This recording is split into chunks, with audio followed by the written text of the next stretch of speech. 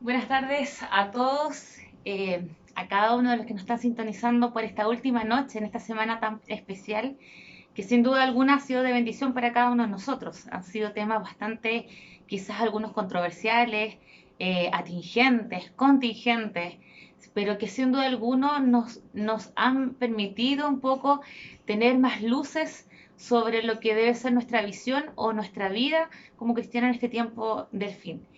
Bueno, el tema de hoy, antes de comenzar a llevarlo a cabo, quiero invitarlos allí donde están a que puedan orar, que puedan acompañarme en esta oración breve para que el Señor nos dirija en el estudio de su palabra.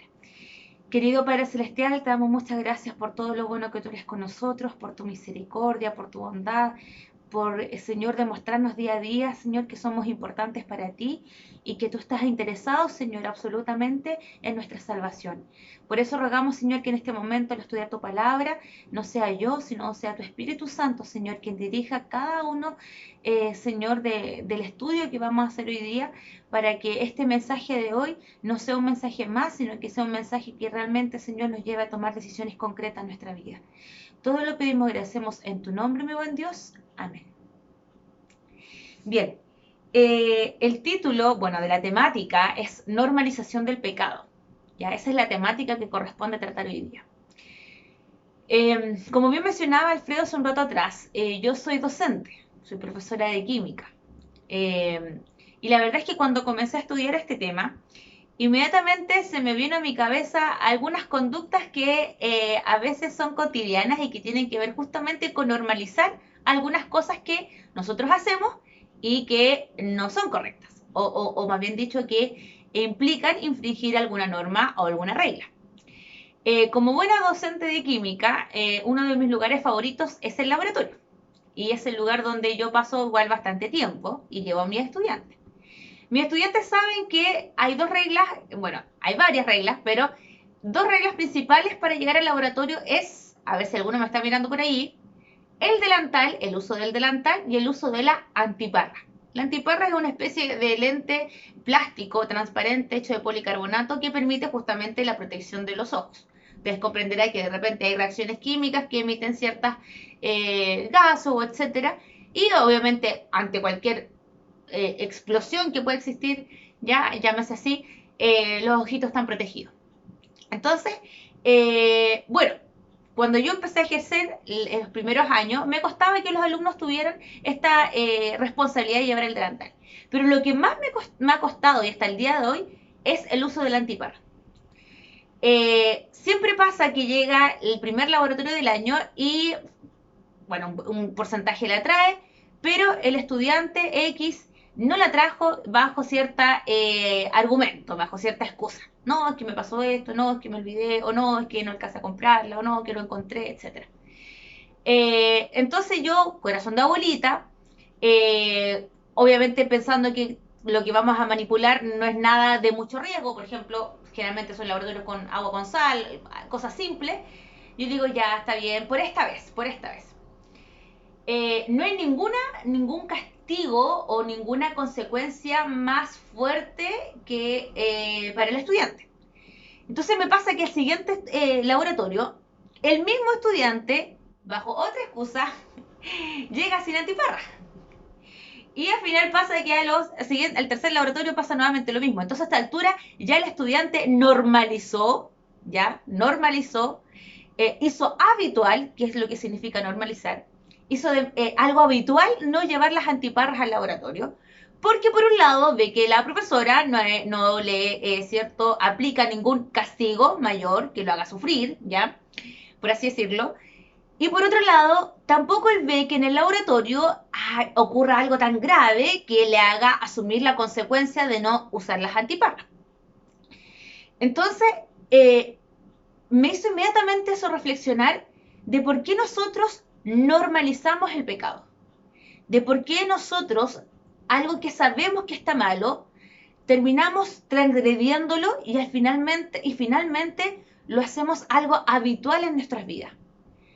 Por un lado, ¿cierto? No hay una consecuencia directa, no cae fuego del cielo sobre nosotros inmediatamente frente a algo que sabemos que estamos actuando mal. Y por otro lado, ¿cierto? Al no ver esto, al no ver una consecuencia, un sufrimiento directo sobre nosotros, o al no ver que recibimos un castigo de otros sobre nosotros, nos arriesgamos, ¿cierto? Como ya transamos una vez, decidimos arriesgarnos nuevamente. Y eso justamente me hizo pensar en mí también, porque sin lugar a dudas este tema me hizo reflexionar mucho en mi vida, en las cosas que yo he normalizado en mi vida.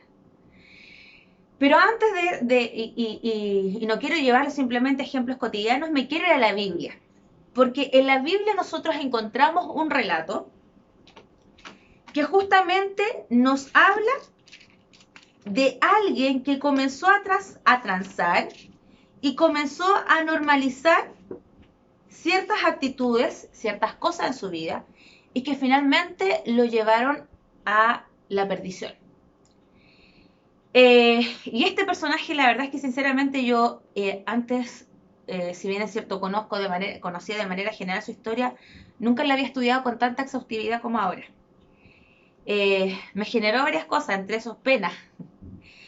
Pero quiero llevarlos entonces, para no dilatar más, al capítulo 3 de Primera de Reyes. Capítulo 3 de Primera de Reyes. Y capítulo 3 de Primera de Reyes nos habla de este personaje que imagino que ustedes con su Biblia podrán darse cuenta de quién es. Habla de Salomón, ¿cierto? Habla de Salomón. Entonces, cuando nosotros estudiamos aquí la historia de Salomón, bueno, ustedes lo que conocen, sabemos de Salomón, ¿cierto? Que escribió Cantares, escribió Eclesiastés, que fue un hombre muy sabio, el hijo de David, un rey muy sabio, ¿cierto? Que toda la gente lo admiraba por su sabiduría. ¿Y por qué fue sabio? Porque él le pidió, ¿qué cosa? Le pidió sabiduría a Dios para poder discernir entre el bien y el mal. Y obviamente de esa manera pudiese ser un buen gobernante sobre Israel. Vamos a partir contando algunos aspectos que es importante que nosotros vayamos tomando nota de este hombre. Primero, el capítulo 3, lo primero que nos dice el capítulo 3 es que él había establecido, ¿cierto? Había decidido casarse ¿con quién? Con la hija del faraón, ¿ya? Luego, ahí no voy a deambular más en eso por el momento, y voy a seguir con el versículo 3 de ese mismo capítulo. Dice, pero Salomón amó a Jehová y anduvo en los estatutos de su padre David. Yo no sé si ustedes recordarán, pero en el capítulo 2, cuando ya David, ¿cierto?, le anticipa que él iba a reinar, porque recuerden ustedes que David tenía varios hijos y que Salomón era el segundo hijo que había tenido con Betsabé. Recuerden Betsabé, ¿cierto?, la mujer que estaba casada y que David mandó a matar a su esposo, etc. Entonces, David decide dejar como rey no a ninguno de sus hijos mayores, sino que decide dejar como rey a Salomón, al segundo hijo que había nacido con Betsabé. Y ahí David en el capítulo 2 inmediatamente le aconseja a Salomón, y fíjense lo que le dice en el versículo 3, Primera Reyes, capítulo 2, versículo 3, para que un poquito nos vayamos contextualizando, ¿cierto?, la importancia que iba a tener este rey. Dice, guarda los preceptos de Jehová tu Dios, andando en sus caminos y observando sus estatutos y mandamientos, sus decretos y sus testimonios, de la manera que está escrito en la ley de Moisés, para que prosperes en todo lo que hagas y en todo aquello que emprendas.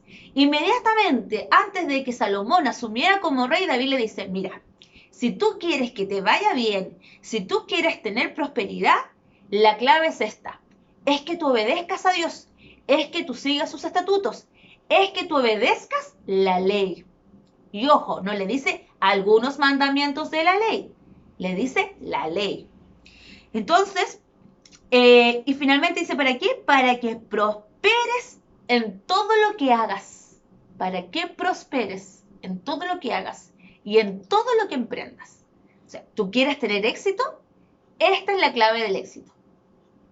Pues bien, hasta ese momento, cuando Salomón decide, ¿cierto? O sea, asume ya como rey, Salomón tenía clara la película. Sabía que Dios tenía que ser el primero porque era lo que David, ¿cierto?, le había enseñado y por lo cual David, ¿cierto?, o en lo cual David lo había formado.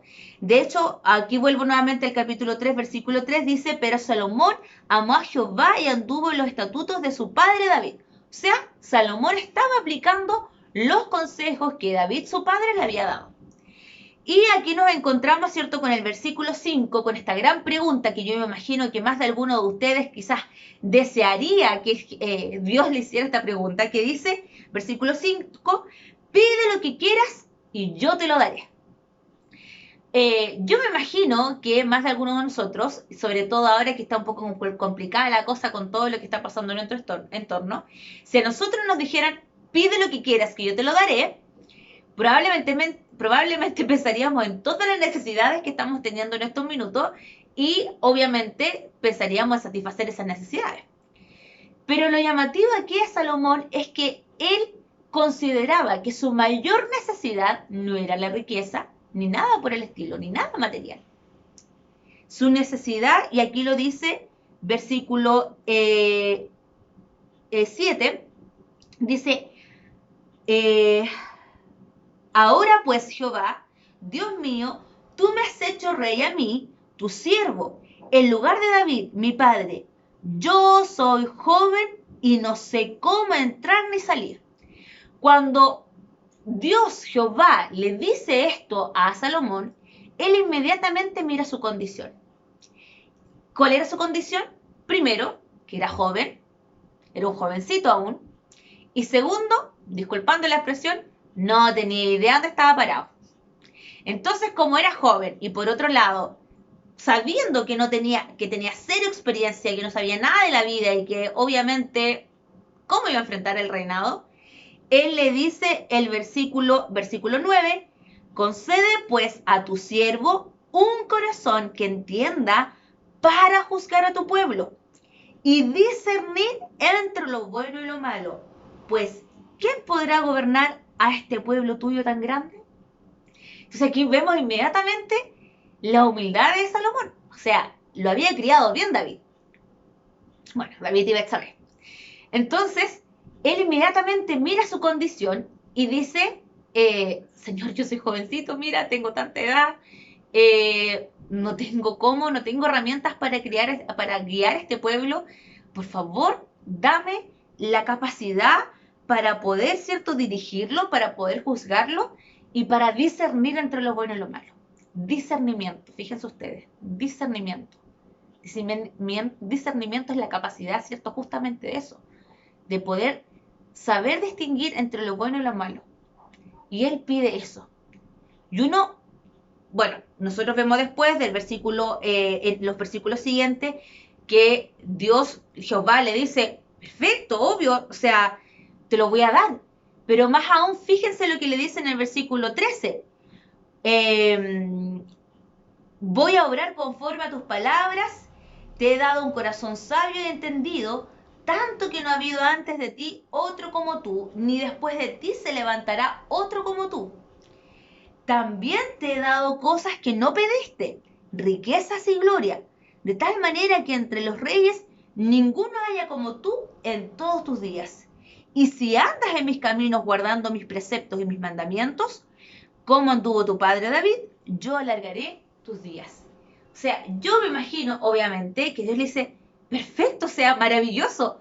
Y más aún, mira, con lo que tú me pides, yo además te voy a dar riquezas y te voy a dar gloria, para que no haya ninguno más como tú, para que tú seas aquel que resalte en sabiduría y que el resto pueda admirarte a ti. Entonces, Salomón, todo humilde, le pide simplemente sabiduría, nada más, y el Señor lo termina premiando el doble, el triple. Bueno, pero aquí es donde, ¿cierto?, le dice, y si andas en mis caminos, fíjese la condicional, y si andas en mis caminos, yo te voy a bendecir, ¿cierto?, con años de vida. O sea, en otras palabras, igual había aquí una condición.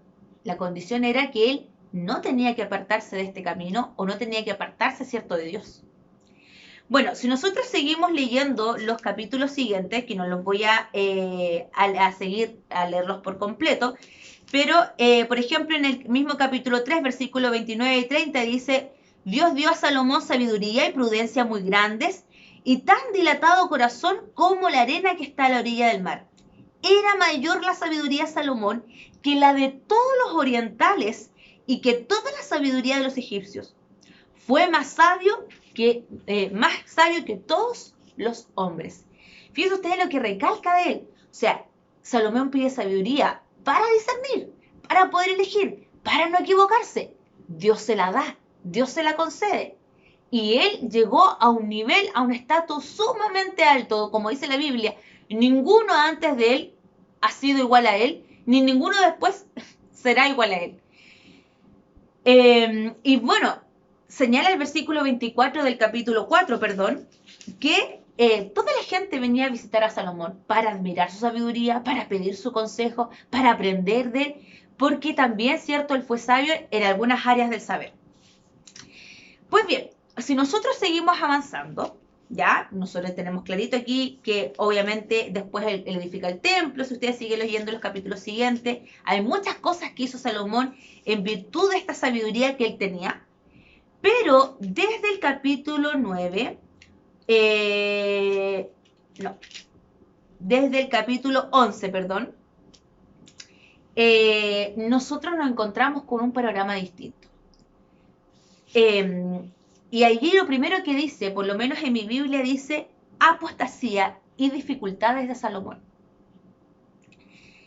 Y uno dirá, a ver, apostasía. ¿Qué es apostasía? Apostasía es alejarse completamente de Dios y ya ni siquiera reconocer a Dios como Dios. Fíjense que llama la atención que cuando uno comienza a leer este capítulo, versículo 11, inmediatamente dice así, capítulo 11, versículo 1, dice, pero el rey Salomón amó, además de la hija del faraón, que recuerdan ustedes que era la esposa que él había adquirido, ¿cierto? Habíamos leído en el capítulo 3, a muchas mujeres extranjeras. ¿Qué quiere decir extranjeras?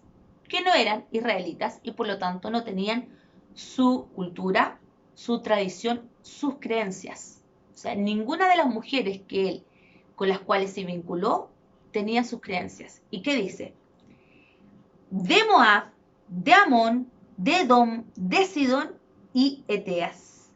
Gentes de las cuales Jehová había dicho a los hijos de Israel, no os uniréis a ellas, ni ellas se unirán a vosotros, porque ciertamente harán que vuestros corazones se inclinen tras sus dioses. Si ustedes recuerdan, siempre el consejo de Dios para los israelitas era que no se vincularan con mujeres de otras culturas, de otros credos, con otras creencias, o que simplemente, ¿cierto?, adoraban a otros dioses. Que no se vincularan con mujeres extranjeras. ¿Por qué? Porque como dice un dicho, es más fácil que te bajen de la silla a que tú subas a esa persona a tu silla. El Señor sabía perfectamente que era más fácil que los israelitas, ¿cierto?, se rebelaran, se alejaran de Dios al, ¿cierto?, vincularse con personas de otros credos que en lugar de convertirlos, claramente. Ahora, y uno dirá, ¿pero en qué minuto pasó eso? ¿En qué minuto pasó Salomón de ser el hombre más sabio, el hombre que estaba teniendo la sabiduría dada por Dios? Ese hombre que estaba aquí, ¿en qué minuto pasó a ser un hombre apóstata? Que incluso dice el versículo 3, que tuvo 700 mujeres y 300 concubinas. O sea, no fue menos. Fue too much, como digo. A veces digo yo. Entonces, ¿qué pasó en la vida de Salomón para que llegara de ese estado a este otro tan deplorable? ¿Saben ustedes dónde está la clave? En el versículo 1 del capítulo 3. ¿Qué decía el versículo 1 del capítulo 3? Si van a la Biblia. Salomón estableció parentesco con la hija del faraón, con el faraón, el rey de Egipto, pues la hija del faraón la trajo a la ciudad de David mientras, ¿cierto?, se acababa de edificar la casa de Jehová. Fíjense ustedes, ¿qué decisión había tomado Salomón? A pesar del consejo de David. Había tomado la decisión de tomar una mujer extranjera, una egipcia. Y si ustedes sabrán bien, los egipcios no tenían la costumbre de adorar a Dios. a nuestro Dios. Tenían la costumbre de adorar a sus dioses. Ahora, si bien es cierto, ella pudo haberse convertido, ¿ya? Es interesante que esto lo clarifica el libro Profetas y Reyes. Que en realidad, claro, quizás le pareció bella, atractiva, etcétera. Vaya a saber uno las razones ciertas por las cuales decidió tomar a la hija del faraón como esposa. Pero probablemente la intención de Salomón fue, la voy a convertir. Sí, la voy a convertir. Y claro, obviamente a primera instancia esto parece ser una bendición porque al parecer esta mujer se convirtió, ¿cierto? Logró seguir a Salomón en sus creencias. Pero simplemente esta decisión fue una excusa muy débil para pecar. Y ustedes dirán, ¿pero por qué pecar? ¿Por qué tomar a una mujer extranjera o a una mujer que tenía costumbres idolátricas? ¿Por qué es pecado? Por la sencilla razón que cuando tú y yo estimamos que nuestro criterio, que nuestra idea es mejor que la indicación de Dios, simplemente el creer eso o con creer eso, nosotros ya estamos pecando. Cuando yo creo que, ay no, si lo voy a convertir, ay no, si esto no es tan así como dice el Señor. Cuando yo creo que mi criterio, lo que yo estoy tratando de autoconvencerme, es mejor que la indicación de Dios, es mejor que la soberanía de Dios, desde ahí yo estoy pecando. Porque estoy transando en algo. ¿Cuál habría sido la indicación de Dios? Ustedes tienen que formar familia, unirse con una persona que tenga sus mismos principios. Pero Salomón eligió mal, con una excusa sutil para pecar. Salomón estimó que no era tan grave tomar a la hija del faraón. Y como transó en esa pequeña decisión, lamentablemente esa pequeña decisión en su cerebro generó la idea de poder seguir transando en otras más. Porque así es el pecado. Porque tú no comienzas pecando en grande de lleno. Tú comienzas a transar en pequeñas cosas. Y en la medida que tú comienzas a normalizar el hecho de que tu criterio, de que tu decisión, de que tus elecciones son mejores a las que están escritas aquí en la Biblia, nosotros ya estamos pecando. Cuando yo creo que ese consejo bíblico del yugo desigual, cuando yo creo que ese consejo bíblico de guardar el día de reposo, cuando yo leo todos los mandamientos que están en la Biblia, no son tan graves o lo que yo estoy haciendo no es tan grave y el consejo de Dios lo dejo de lado, yo estoy pecando. Y lo más triste aún es que así como aquellos estudiantes que yo tengo que, cierto, una vez no traen la antiparra y como no ven consecuencias, la segunda vez nuevamente no traen, lo mismo pasa con nuestras vidas. Porque desde el minuto que yo transo y que no veo que no hay ninguna consecuencia tan grande, que no me llega fuego del cielo, que inmediatamente no me caigo en el lago de fuego de azufre, como yo veo que no hay consecuencias graves de manera inmediata, me arriesgo nuevamente a transar. Y finalmente hago habitual el hecho de poner mi propia sabiduría por sobre la de Dios. Y ese fue el grave problema de Salomón, que comenzó a confiar en sí mismo. Se comenzó a olvidar de que ese discernimiento no venía de él. Claro, seguramente ante tanta admiración, ante tanto aplauso, comenzó a asumir de que esa sabiduría era de él, que él tenía todo bajo control. Generalmente, yo recuerdo cuando tenía 15, 16 años, cuando mi profesora jefe siempre me decía, chiquillos, a esta edad ustedes creen que tienen todo controlado, pero no es así, ustedes creen que no les va a pasar, pero si ustedes no toman las decisiones correctas, les puede pasar. Y uno dice, ay, pero si ya sé, hoy día me veo en la palestra distinta, yo soy la que tengo que dar ese discurso. Y yo les digo a mis estudiantes, chiquillos, por favor, uno por algo se los dice, porque ya lo ha pasado, ya lo ha vivido. Pero ahí no, uno inmediatamente yo noto las miradas como, ya sé, ya sé.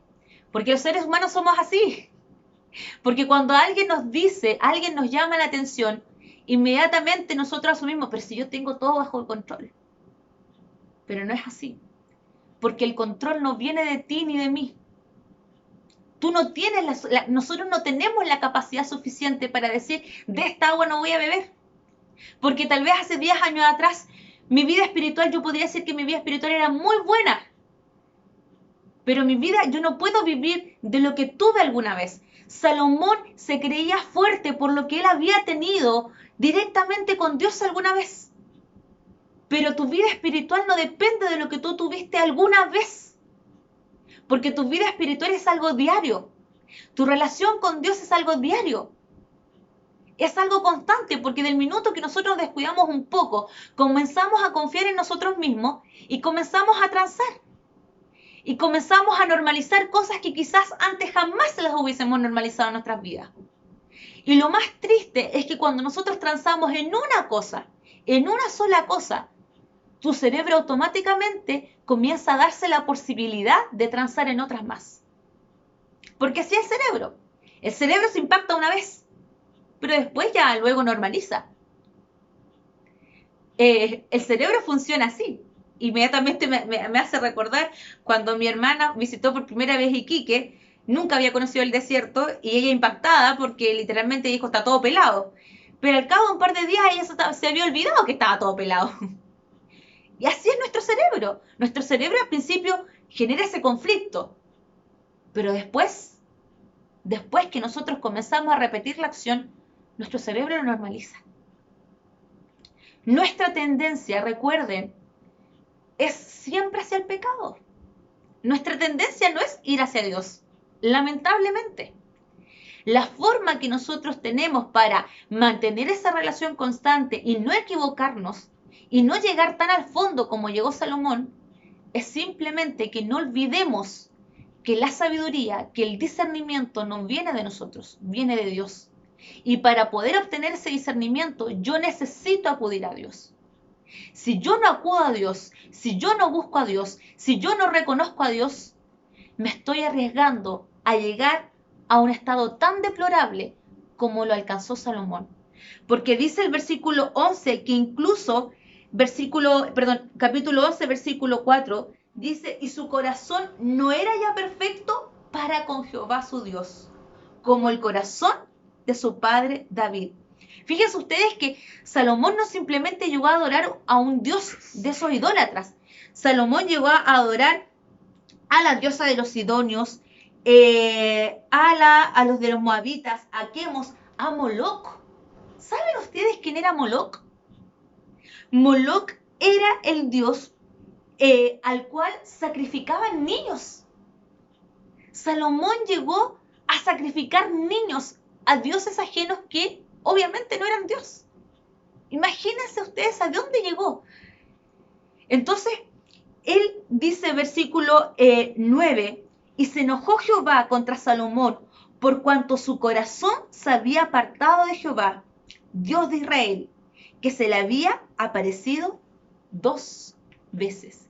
Imagínense ustedes, Dios le había hallado, o sea, Salomón había hallado tanta gracia ante los ojos de Dios, que Dios le ofreció, pídeme lo que quieras.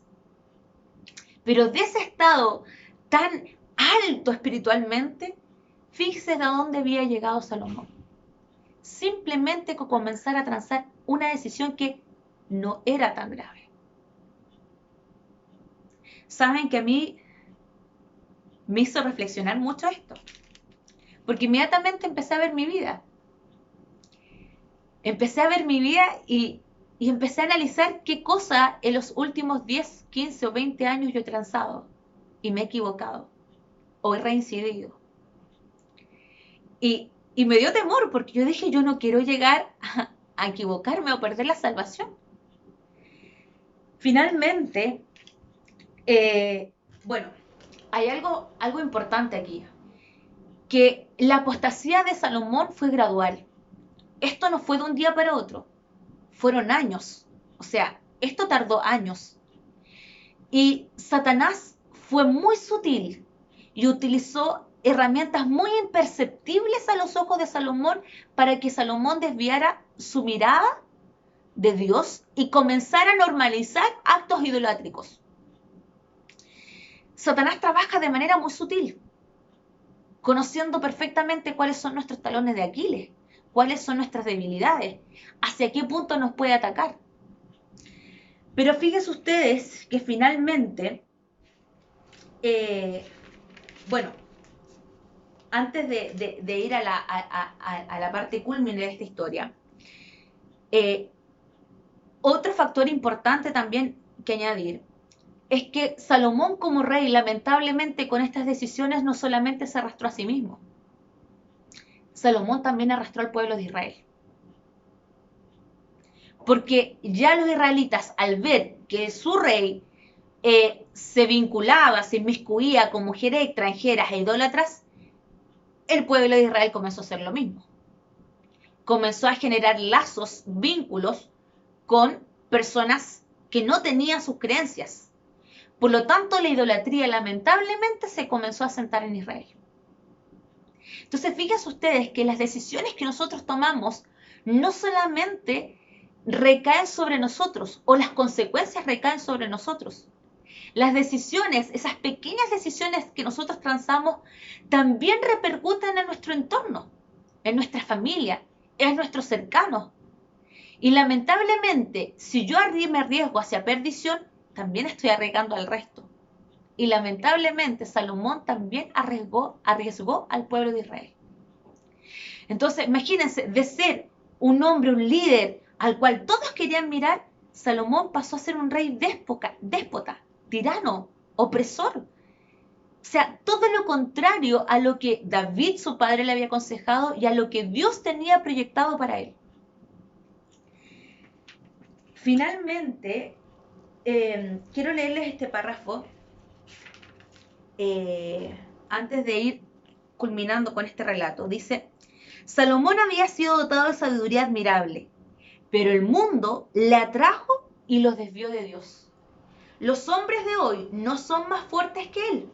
Son tan proclives como él a ceder a las influencias que ocasionaron su caída. Así como Dios advirtió a Salomón el peligro que corría, hoy amonesta a sus hijos para que no pongan sus almas en peligro por la afinidad con el mundo. Fíjense ustedes, hoy nosotros somos proclives a las influencias del mundo. Satanás es sutil y utiliza herramientas muy imperceptibles para que la presión del mundo, cosas que el mundo ha normalizado, nosotros también las comencemos a normalizar. Fíjense ustedes cuando vemos una película, cuando incluso la música, cosas que uno dice, ya, pero si no es tan grave, una película, es una canción. Pero si ustedes se detienen a mirar, son conductas que están totalmente fuera del plan de Dios. Y nuestro cerebro, ¿cierto?, la asimila casi por osmosis. Por lo tanto, el trabajo de Satanás con nosotros es sutil. No es abrupto, no es de un rato para otro, no es de un rato para otro que nosotros nos equivocamos, sino que empezamos con pequeñas decisiones a transar. Por lo tanto, finalmente, cuando uno estudia los últimos años de Salomón, cuando Salomón llega a darse cuenta de todo el error que él había cometido, de todo lo que él había hecho, ya en su vejez, porque esto ya fue en su vejez, o sea, ni siquiera fue un par de años después, ya Salomón estaba viejo cuando se dio cuenta de lo mal que había hecho y de que necesitaba volverse a Dios. Y ahí Salomón comienza a dirigir sus palabras hacia los jóvenes. Y ahí es cuando nosotros, en Eclesiastés, ¿cierto? 12. Se me perdió Eclesiastés. Eclesiastés capítulo 12, nosotros encontramos este texto tan conocido. En el capítulo 12. Alégrate, joven, en tu juventud, y tome placer tu corazón en los días de tu adolescencia. Anda según los caminos de tu corazón y la vista de tus ojos, pero recuerda que sobre todas estas cosas te juzgará Dios. Quita pues de tu corazón el enojo y aparta de tu carne el mal, porque la adolescencia y la juventud son vanidad. ¿Por qué Salomón dirige sus palabras hacia los adolescentes y hacia los jóvenes? Porque él sabe que es en esa edad donde nosotros creemos que tenemos todo bajo control y que no nos vamos a equivocar. Porque creemos que nuestras decisiones son mejores que las de Dios. Porque creemos que tenemos todo bajo control. Salomón dirigió sus palabras a los jóvenes porque quiere que ninguno de nosotros tenga que sufrir para reaccionar. Porque finalmente Salomón, si ustedes estudian toda su historia, se dan cuenta que Salomón tuvo que sufrir porque Dios así lo permitió, porque él quería rescatar a Salomón, quería que fuese salvo, y para hacerlo despertar, para hacerlo reaccionar, tenía que Salomón sufrir algo. ¿Saben ustedes cuando mis estudiantes comenzaron a ir todos con antiparras al laboratorio? Cuando en una oportunidad el año pasado estábamos haciendo justamente un experimento con mecheros de alcohol, y algo pasó en un grupo que el mechero explotó, generó como una explosión, y la mecha con la llama saltó disparada a la cara de un alumno. Gracias a Dios ese alumno tenía sus antiparras. Obviamente entre medio de eso salieron los gritos, etcétera. Todo el curso se dio cuenta de lo que había pasado, se asustaron, apagamos inmediatamente la llama, y cuando ya todos se tranquilizaron, yo les digo, ¿se dan cuenta por qué es importante la antiparra? Y el estudiante en cuestión decía, profe, si yo no hubiese tenido la antiparra, la llama me llega al ojo. Lamentablemente cuando nos pasan cosas es cuando reaccionamos, es cuando despertamos. Y nosotros, tú, yo, ¿vamos a esperar que nos pase algo? ¿Vamos a esperar sufrir para entender que estamos eligiendo mal? ¿Que estamos tomando nuestro propio discernimiento como mejor que el consejo divino que está en su palabra? Fíjate que transamos en pequeñas cosas, en el día de reposo, en los mandamientos, en las prioridades, con quién invierto más tiempo. En todos esos detalles, el enemigo es sutil y marca su influencia en nuestra vida. Por eso la invitación de Salomón era, acuérdate de tu Creador en los días de tu juventud, antes que vengan los días malos. No seamos necios. Hagamos caso. Hoy que somos jóvenes, hoy que eres adolescente, hoy es el tiempo para que tú le pidas sabiduría a Dios y le ruegues, dame discernimiento, porque la Biblia lo dice, todo aquel que pida sabiduría, pídala a Dios, porque Dios te la va a dar. Necesitas sabiduría para saber elegir o para saber si las decisiones que estás tomando las estás tomando por ti mismo o las estás tomando porque le estás pidiendo consulta a Dios. Pídele a Dios que te lo aclare. Pídele a Dios que te dé esa sabiduría. Pero por sobre todo ruégale que te dé, que el Espíritu Santo no deje de trabajar en tu corazón. Porque ¿para qué estamos con cosas? Nosotros sabemos cuando estamos actuando mal. Porque, como dice cierto el mundo común, hay una corazonada. Esa corazonada es el Espíritu Santo. Y el Espíritu Santo nos habla. Y el Espíritu Santo nos dice, te dice, hey, para acá no es el camino, este es el camino. Hagámosles caso a ese llamado. Hagámosles caso al Espíritu Santo. Y que tengamos la dicha de poder reencontrarnos con Dios, o más bien dicho, encontrarnos con Dios, cuando Él vuelva a esta tierra. Que el Señor les bendiga.